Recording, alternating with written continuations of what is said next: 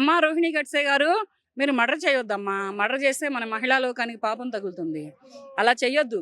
ఇటువంటి నా కొడుకుల్ని ఆడవాళ్ళ మీద అత్యాచారాలు చేసి, అఘాయిత్యాలు చేసి, ప్రేమించట్లేదని ప్రేమోన్మాదులు వాళ్ళ మీద యాసిడ్లు పోసి, వాళ్ళ మీద మర్డర్లు చేసే వాళ్ళని అలా చంపొద్దమ్మా. తప్పు. చంపితే మన మహిళా లోకానికి పాపం చుట్టుకుంటుంది. కాలో చెయ్యో తీసేయి. తీసేసి వాడు ఎంతటి వాడైనా కానీ రోడ్డు మీద వదిలేయి.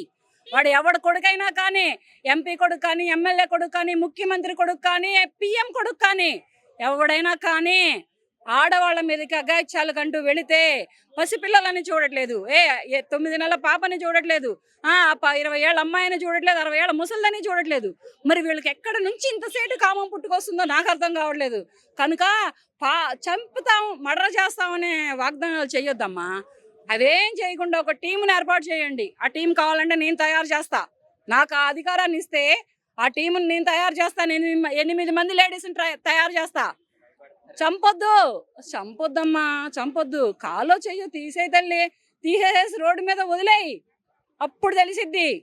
అప్పుడు మహిళ అంటే ఏంటి, అది ఒక అమ్మ, ఒక అక్క చెల్ల, లేకపోతే ఒక భార్య, ఒక కూతుర, ఒక కోడల, ఒక మనవరాల, ఈ వరుసలన్నీ గుర్తుకొస్తాయి.